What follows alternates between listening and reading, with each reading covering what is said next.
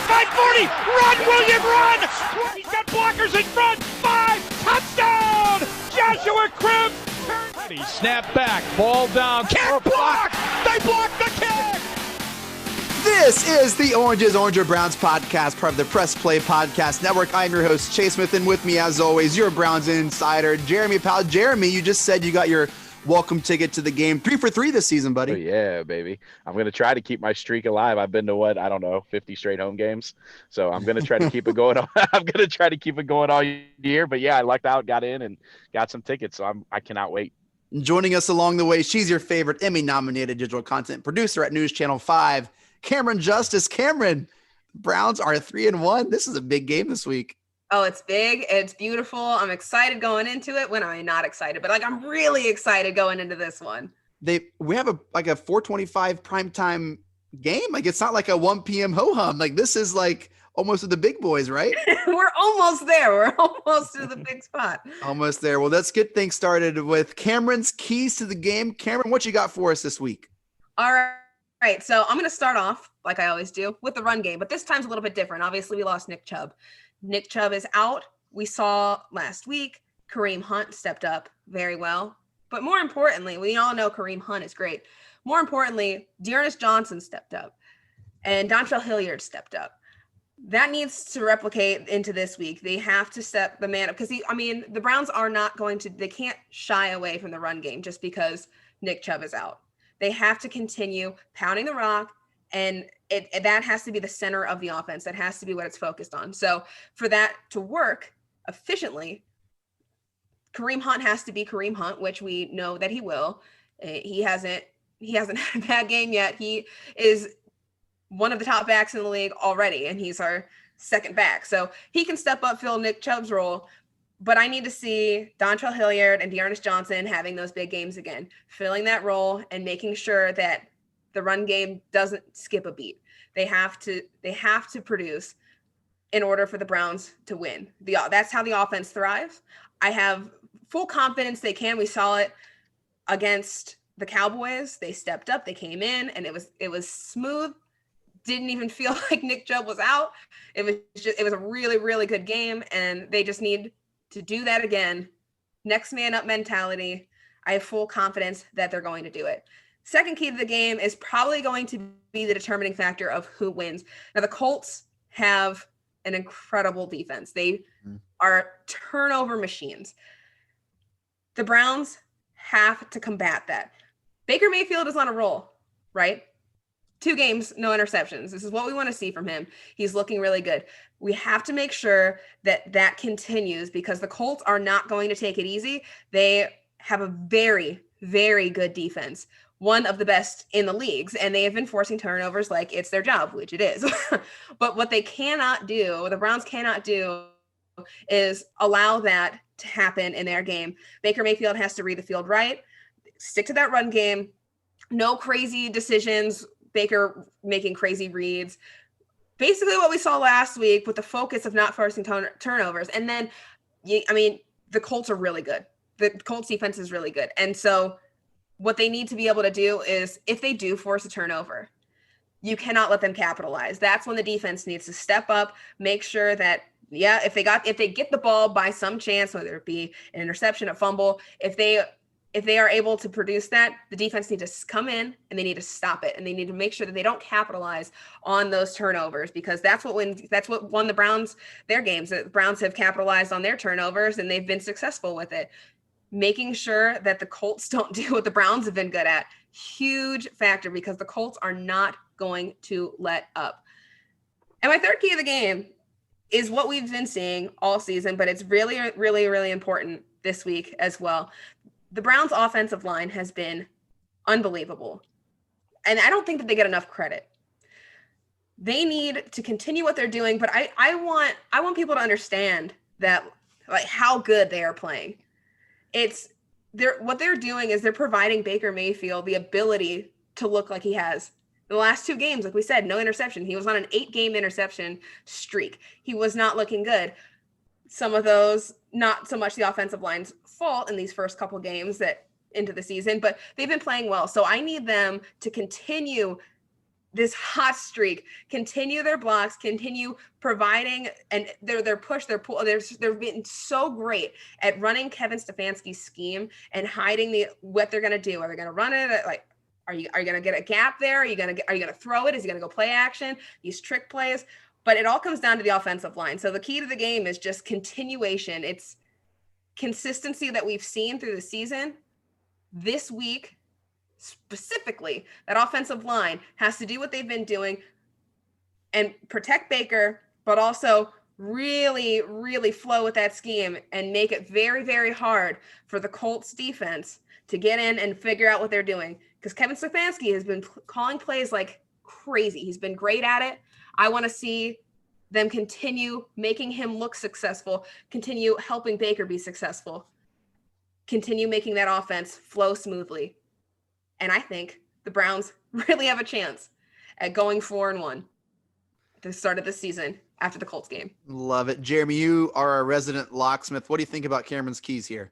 Oh, they were great. I agree with almost all of that. I think that the big thing is going to be, like she said, is how are we going to fare against this tough front seven? This is the toughest front seven we faced. The Washington football team had a good front seven. This front seven is awesome. Their linebacker play is awesome. Anthony Walker, Darius Leonard. I mean, this is a very good group of linebackers. She's right about our offensive line. Wyatt Teller, I know me and Chase talked about this a little bit before the show, but Wyatt Teller through 4 games is PFF's highest rated guard through 4 games since 2013. Not just in the NFL.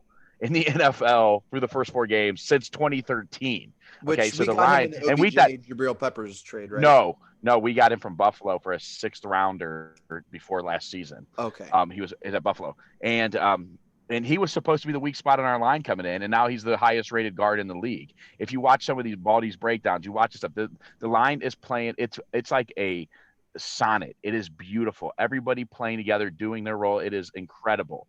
And I think at this point right now, the Browns line is at a point where it doesn't even matter who they play. We'll find out Sunday, and this will be an awesome test to see if this theory is true. But I think their line is playing so well right now, it doesn't matter who they're playing, and they're going to come out and run the ball. And I think the Ernest Johns, and Kareem Hunt are going to have big games, and they're going to win this game. I agree. I think we're going to go to 4-1. But I think the big key, the matchup is, does our dominant offensive line stack up against one of the best front sevens in the NFL? Statistically, I think right now maybe the best. It's going to be fun to watch. I want to hold off on crowning Dearness Johnson and Hilliard the next great Browns running back because they had a couple good quarters. They were fresh. Sure, absolutely. But it's not like people like Chubb and even Kareem Hunt are readily available in everyone's NFL roster at all. These are 2 very, very special running backs. For some reason, we all know why Kareem Hunt was discarded and undervalued, made really bad personal decisions. But it doesn't limit or take away his football talent. He was always been an incredible talent, and that's evident every time he touches the ball. The fact that we have Nick Chubb and Kareem Hunt is insane. And to pretend like Dearness Johnson or even Hilliard can replicate either of their productions, I think is a little lofty. They did against the Cowboys, which is great. Let's just see what happens after a week and what that looks like. There were some crazy comps. Dearness Johnson, I think someone I saw on Twitter was like, oh, very Alvin Kamara-ish, which, okay, let's just chill out with that. That's nuts, right? That's nuts. But he did. It wasn't just if you noticed, like whoever was calling the game said a couple times, like he has a nice jump cut. It wasn't just the blocking. He made some plays himself. So he has shown that he can make some plays. Now, are we ready to, comparing him to Jim Brown and Marion Motley? No. But he looks like a competent running back, and right now that's all he'll have to be because Kareem's going to get a bulk of the carries, and he's going to be the guy that gets maybe a third of the carries. Maybe. So we might see Chubb's carries split up between Hilliard and Dearness Johnson, and they might keep Kareem Hunt at the same amount of touches. If he's as productive with 10 to 15 touches as he's been, why would you give him more if you have these guys who can even get 75%? If we're going to run the ball 35, 40 times a game like we've been, I think Chubb will get 20 carries, and those guys will split up the other 15 or 18 or so, and that's fine. And look, and then we can use Hunt a little more than we thought because we are going to get Chubb back right in 6 weeks. So maybe for the next 5-6 games, Hunt, carries go way up, his usage goes way up, but then we're gonna have a fresh Nick Chubb coming out for the second half for the end of the season. It's pretty exciting, actually. The only worry I have with that is just, Kareem Hunt, he's been playing through it. He's been fine. It's not been super limiting, but he has that groin injury. So sure. I think maybe this game and maybe even the next game, you don't see him get as many touches. But yeah, I think that they could increase the amount of touches he gets and then split the remainder of after they increased his between Hilliard and Johnson. But I do think that he's not going to get as many touches as a lot of people will maybe want to see. You'll want it, like everyone wants Kareem Hunt to get the most touches now because out of all three of them, they can be all can be great. But obviously Kareem Hunt is your go-to. So you're going to want to see him get more touches, but I don't think that's going to happen this week just because of that groin injury. You're not going to want to stress that too much because you cannot afford to lose Kareem Hunt on top of Nick Chubb. So I think they maybe take it a little slower as he comes off of that and heals all the way from that. Because right now he's still limited in practice. So you don't want to flare that up and cause it to be more of an injury than it already is. No, I agree. I think 20 will probably be the max that he gets, and then they'll split up the rest between those guys. I agree. Camryn, who has a better linebacking core, the Ravens or the Colts? Well, the Colts really, Jeremy said it. The Colts are statistically one of the best. I think they're ranked 1 right now after the week 3 game. Yeah. So the Colts, this is going to be a really big challenge for the Browns. It's not an easy game. And as much as you see, Browns versus Ravens and you're like, that's a surefire Ravens win. The Ravens are crazy. They're amazing. They've got the MVP at the quarterback. The Colts are really good defensively. They are. They're a good team. So this is not going to be a cakewalk, and that should be known going into this. I want fans to understand, this is not just like obviously when we played the Bengals, that was a must-win game. That you had to win that game. When you played the Washington football team, you had to win that game. That was a game that was necessity because very, very achievable for you to win. This one is not so much. It's not in that same ballpark of ease. This is going to be a little bit more difficult. Maybe not so much offensively, but offensively, schematically. But with the Colts defense, it's going to be tough to move that ball because they're really good. What people should understand, just they're not the Colts that you saw even in week 1. Mm-hmm. They have been much better. They've really figured this out, and it's going to present a challenge. It should be a really good game to watch. Yeah, and Darius Leonard is a special player. He might be the best linebacker in the league right now. You don't hear as much about him because he plays in Indy, but he is a special player, and that is a talented, fast, hard-hitting front seven. Mm-hmm. It's a battle of teams' 2 strengths: linebackers versus the O-line. And for people who love football, it's going to be an incredible game. For people who don't like boring running field, management, clock management, it might not be the game for you. I don't know. It's probably not going to be 49-38. No. Let's just say that. It'll be a much different game. Yep. I loved those keys: run game, taking care of the football. Jeremy and I were talking again. If people could just listen to some of these pre-show conversations we had. They're interesting. There is going to have to be a game where we rely on Baker's arm to win. And that might happen this week. I don't know. But it's going to happen, and it'll be interesting to see how Baker's grown and how Stefanski takes care of Baker and what position he puts Baker in to make decisions. We know Baker can do it. We've seen it his rookie year all season. I think back to the Raiders game, the Ravens game, the Bengals, all these games that he just flashed brilliance.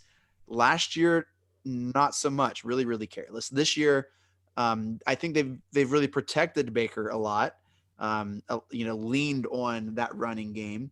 But OBJ is playing well. Jarvis is playing well. Our tight ends are playing well. Our line is playing well. Kareem Hunt is incredible out of the backfield. If Baker just checks down all game and allows his playmakers to do work, that would be fine with me. Trying to make these Herculean 30-yard out throws or over shoulder throws or tight window throws over the middle that Baker does. And that's what concerns me about this game, is that I don't know if Baker's ready to be unleashed yet. I would love to be wrong, but it's just really concerning. So I think taking care of the ball, Camryn, I would maybe put that number 1 for me. I understand how the run game and Chubb is huge, and that's the lead story, but I think this all is going to be on Baker Mayfield's ability to make good decisions and to trust his players. I don't know. Is that too hard on the Bake Show? No, I think that it is. It's something that he's going to have to deal with eventually. We all know that it's going to come down to it, but yeah. It's whether or not he's ready. And like you said, like, is he ready? Who knows? But I would prefer that game where we have to rely on his arm to come later in the season. Give him, warm him up to it. But there is no telling. Well, you can't just say, yeah, this is the game. Yeah. It's going to be an in-game decision. It's going to be on him. So he's going to have to step up to it. He's had 2 weeks of, 2-3 weeks. He's been great. Mm-hmm. And so that should help him ride in to that game whether it be this week or the following week or later in the season. It's gonna happen where he's going to have to be the savior of the game. I just hope that he takes everything that he has experienced, learned, and the way that he's grown in this scheme. I hope that he takes that and channels it mentally, because he does have the ability, he has the talent, but it's whether or not he makes the right choices on the field, mm-hmm. and whether or not he's reading the field correctly. And it's the mentality of it. So I hope that he, takes all these lessons that he's had and makes it happen. Jeremy, how does Baker look at First Energy Stadium when you've seen him a couple weeks? He looks great. And let me tell you this, I think the wild card of this whole thing is we now have a happy, engaged Odell Beckham Jr. who looks healthy and fast, right? And I think that's a big help for Baker. And I think maybe they figured out where he fits. We heard Coach Stefanski talk about getting him going early in games, getting him his touches early so you don't have to worry about it later. So I'm excited to see how that dynamic grows, because I think it's only going to grow from here on out. I think we might be in store for a fun, explosive offense that still relies heavily on the ground game, but now has figured out how to incorporate all these stars that they have, including my man Harrison Bryant, who's doing work as a blocker and as a receiver. He's a great blocker. Did you see in some of the Baldy's breakdown stuff too, where he just pancaking people? I mean, this is not a huge guy, and he's doing these wham blocks where he comes back in on a nose guard and just taking them out completely. It's incredible. And the guy who came in as we thought just a pass-catching receiver with some talent. It turns out the guy loves blocking and is great at it. It's incredible. It's awesome. I think that's a big part of this Browns team is a lot of these guys are coming up and stepping into roles that you didn't expect them to fill, but they're doing it well and they're doing it happily. And that's huge, is being able to be versatile in the kind of threat that you provide. Like Harrison Bryant is an offensive threat, but he's blocking too. This guy is insane. And it's not just him, it's a lot of other players in the Browns. It's great to see. The identity of this team is night and day different from last year. And I can't help but think that this team has adopted the identity of Nick Chubb, the way that it's just like nose to the grindstone. You saw all the players like, oh, this is for Nick. We got your back 2-4. So many inspirational. All bite, no bark, right? We got your back, Nick. We're going to carry this on for you. I feel like he is the heart and soul of this team. Yes. And I agree 100%. The perfect player, and it's great to see. And so another thing, and then we'll get to the game preview. Don't leave out this whole, we're going to do this for Nick. We got you, boy. And I think that's a very special element going into this game against the Colts. Let's take a quick break, and then we'll get you with the game preview. Hey, the Roadman Kenny Rhoda. Join me and Dennis Maniloff on the Next Man Up podcast as we look at all the teams in the Buckeye State, the Browns, the Indians, the Cavaliers, the Buckeyes, and whatever's happening, we'll be talking about it here on the Next Man Up podcast. All right, let's get to our game preview. Sunday, 4:25 p.m. kickoff, as we talked about a little earlier, at First Energy Stadium in Cleveland. This will be the Browns' third home game. The Colts and Browns are both 3-1, almost a marquee Sunday game.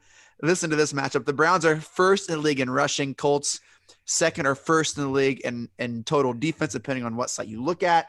The Browns 29th in passing. The Colts are kind of middle of the road on all of that. Just a couple interesting tidbits here. Baker Mayfield is 4 for 11 in his career versus teams above 500 entering this game.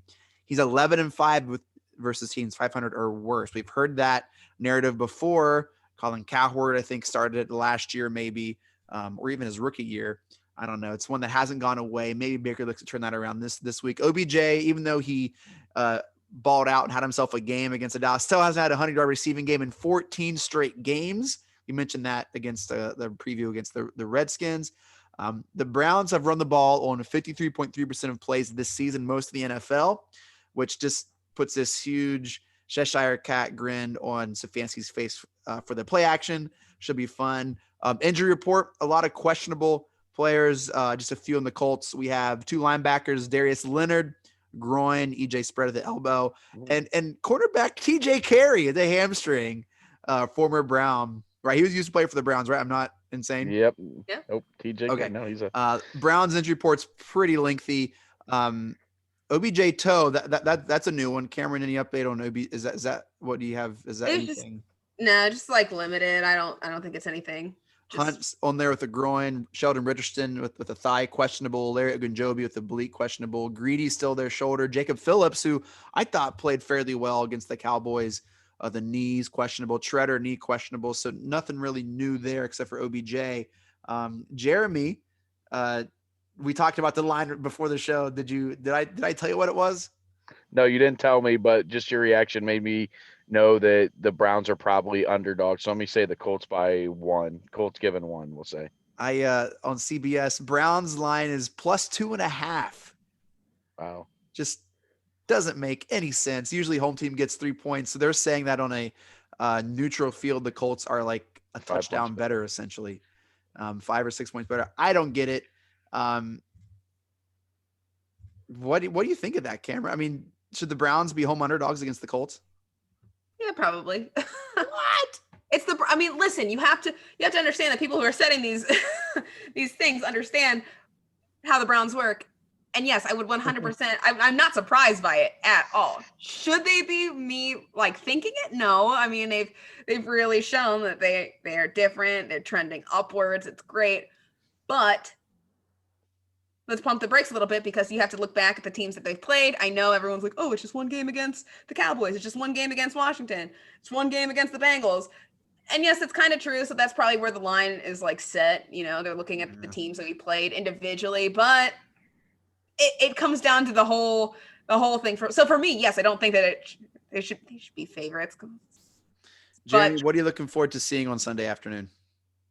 Like we talked about, I'm looking forward to see the Browns, rushing attack offensive line versus the Colts front 7, the best in the league, by the numbers. I'm looking forward to that. I'm looking forward to see if I'm right and the Browns have figured out the role for OBJ in this offense with Baker. Looking forward to that. I'm looking forward to see how the Browns fare against Jonathan Taylor, a promising rookie running back for the Colts. Will Sheldon Richardson be able to play? Will Larry Ogunjobi be able to play? If there's an issue with one or both of those guys, that's going to cause a big problem in the middle of that defensive line. So those are big questions. Those are all things I'm interested to see what happens. Let's jump to narratives here. Jeremy, what are some narratives you see coming down the pike here for this game? Well, I think the big narrative is going to be, like you said, we talked a little bit about before the show, some people saying this is the biggest Browns game in years. I could see that developing because if they win the way the schedule sets up. So I think Browns win this game, go to 4-1, then the narrative really is, are the Browns not only a playoff contender, but are we have a shot at the division? So I think that's a big narrative that can come out of this game. Camryn? I think another narrative goes along with what Jeremy said is Kevin Stefanski a genius? Yeah, right.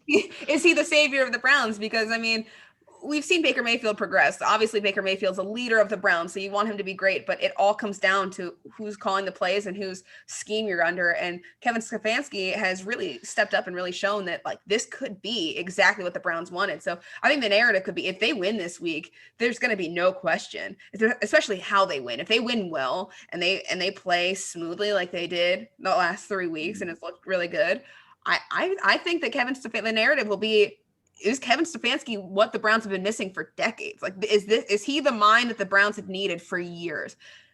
And I'm really excited to answer that question. Cameron's ready to build his statue outside of. No, I'm just ready to see whether I want the answers. I want to piece it together because I have a lot of confidence in him.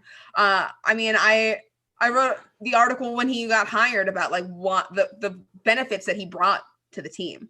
Mhm. And I actually went back and looked at it yesterday.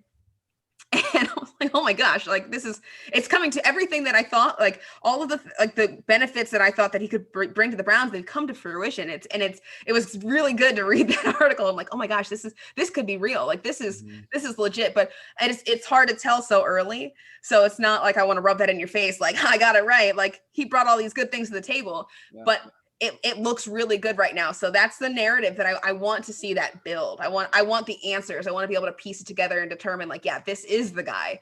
I want him to prove it because it looks really good right now. You guys are missing the easiest one. It's the saddest one, but it's the easiest one. If we do win, and if we do win well, and if these running backs do continue at a 7, 8, 9, no, don't do it. Don't do it, Chase. Don't do it, Chase. Is Nick Chubb worth it? Is he expendable? I had to say, I'm sorry that conversation is going to start. You have these over analytical guys running the front office. It might not be one that we want to talk about right now because it's still a couple years away. But if we can get guys like Dearness Johnson, who's at a supermarket, and Hilliard, who can do this, and we have Hunt for the next, Chubb going to be fishing boat, sir? He was on a fishing boat, sir. Sure. Dearness Johnson. If he was fishing, is that the Mahi Mahi guy? Yeah, that's a great story. That is an awesome story.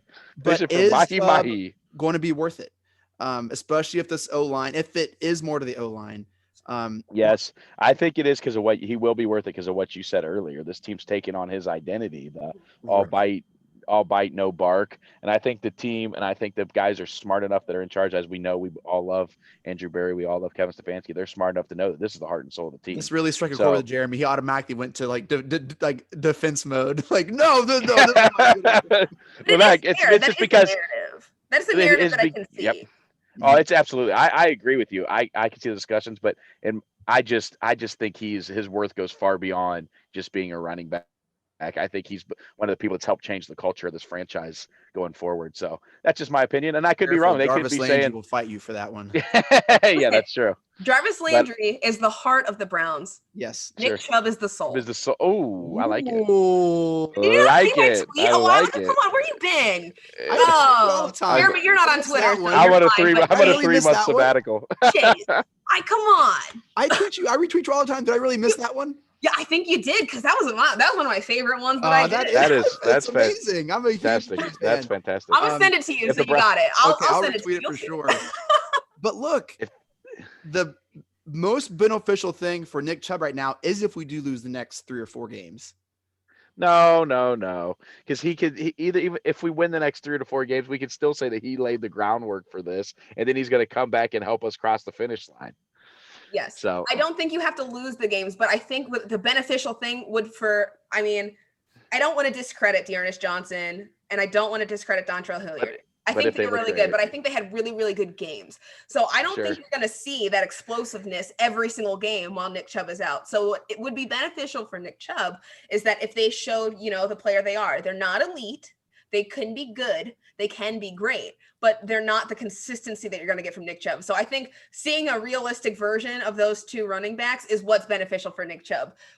And that might be what Baker has. That might be the factor that shows you that Baker has to step up. Like Baker might have to rely on his arm because Kareem Hunt can only do so much. And then the other 2 guys are just, they're not really feeling it that game. So that Jeremy's beside himself right now. Jeremy's furious. He's like fuming. No. Wait to get on and talk. No, I'm not fuming at all. I just think I get what you're saying, and I agree that discussion could happen. I just hope it's not. I hope they see the value in a guy a guy like Nick Chubb that just all he does is work. He had the great line we talked about on here before when someone asked him why he doesn't post more on Instagram, and he said, "You ever seen a Lamborghini advertised?" Like he doesn't need to do it. He just needs to go on and does it. And he's that guy that I think every team needs. I think he's kind of a glue guy that leads by example, that other guys follow, not because he's loud or, remember the Austin Hooper is Nick ever happy thing? And Kareem says no, but he's going to go out there and do it for you every week. Right. He's going to go out and give it up. So I love Nick Chubb. You're antagonizing me right now. You are antagonizing me, Chase. I do. I think he is top 3 NFL running backs in the NFL. Yeah. I think he is the perfect mix of size, speed, strength. He's an awesome pass protector. He can catch the ball. He does it all. I remember my first introduction to Nick Chubb was on Hard Knocks when he's like at the airport and no one is like talking to him. He's like waiting for his bag, and Baker's getting like catered and picked up. It was perfect. Nick Remember, Chubb. yeah. Remember Chase, Perfect.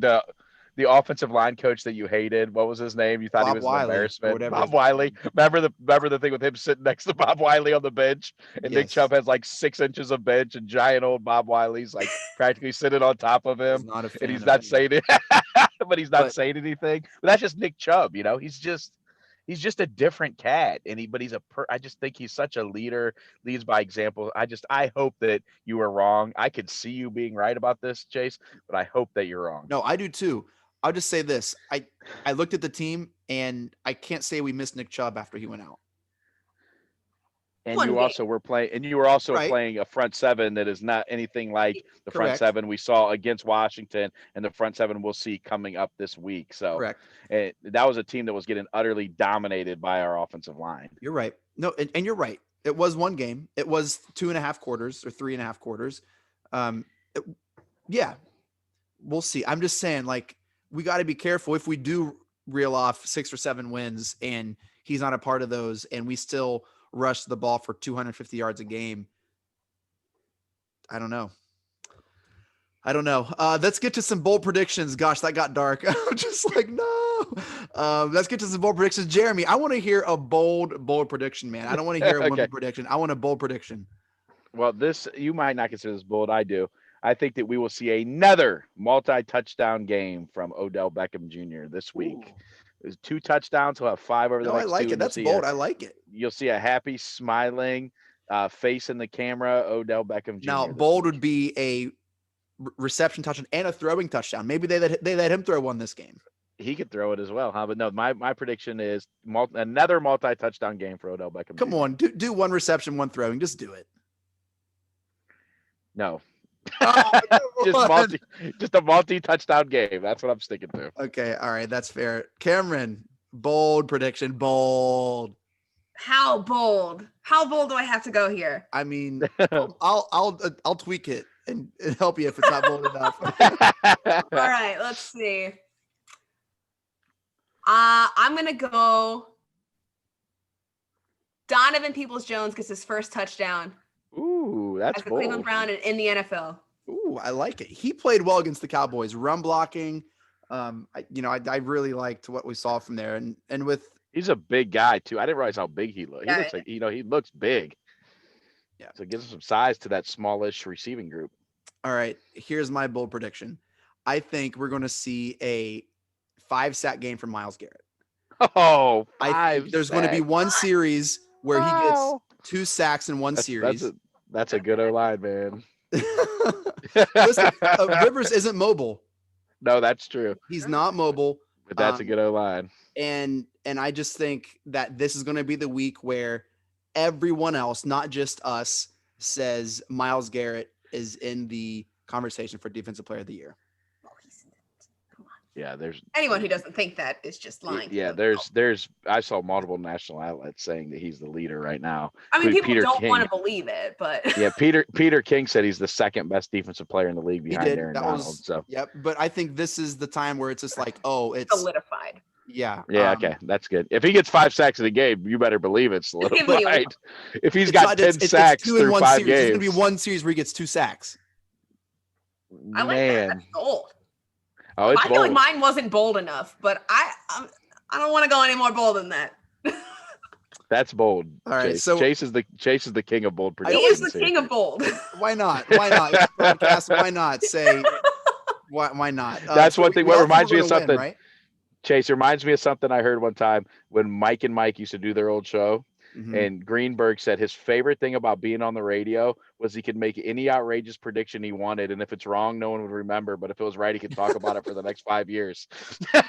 So Oh, there you man. go, Chase. If you hit your 5-sack prediction, you could have missed the previous 40 predictions, but you could talk about that one for 5 years to I come. don't think my bold predictions have been close once, but they're always fun to wish for. And You were close with the Baker Mayfield, the sack and interception. That was kind of close. yeah. Well, I'm too bold. Some Either credit, way, Chase. that's Let the story me- of my let life. me- I'm always too bold with everything. But so we all think we're going to win, right? I mean, I think we're going to pretty win. nonchalant about it, but this is going to be a great game. Yeah, it's definitely going to be a really good game to watch. It's going to be tough, but I don't think it's going to be a cakewalk. I thought the Browns were against the Cowboys. I picked them to win. I thought it was going to be a little bit more difficult than it looked. That was nice to see, but I think this one's where you're going to see like really good football teams going up against each other. It's going to be a competition. Jeremy, any final thoughts, bro? No, I agree. I think it's going to be a dogfight. I think this is going to be, if you like old-fashioned slobber knocking physical football, this is going to be your game. And I think the Browns are going to win. I think it's going to be lower scoring than we've seen the last few weeks, but I think the Browns are going to win a tight, tough game, and I'm excited for it. Camryn, any words on the way out? Let's go. Offensive line steps up against a pretty good defense. Gets that run game on. I want to see it. I'm ready for some good old fashion football, man. Yep. Thank you all so much for downloading and listening. Hey, I don't do this a lot. I think we do about it once a year. We still have a couple reviews on our podcast Apple page that are just spam and not true. If you guys listened 40 minutes into a preview pod, do us a solid. If you haven't already, go to Apple and leave us a review. And let's try to get rid of some of those like just not true, like 1-star obvious spam hater reviews. That would be great. But thank you for downloading and listening. We're glad to get back on track this week, and we'll catch you guys Sunday night with a recap episode. Here we go, Brownies. Here we go. Let's get it.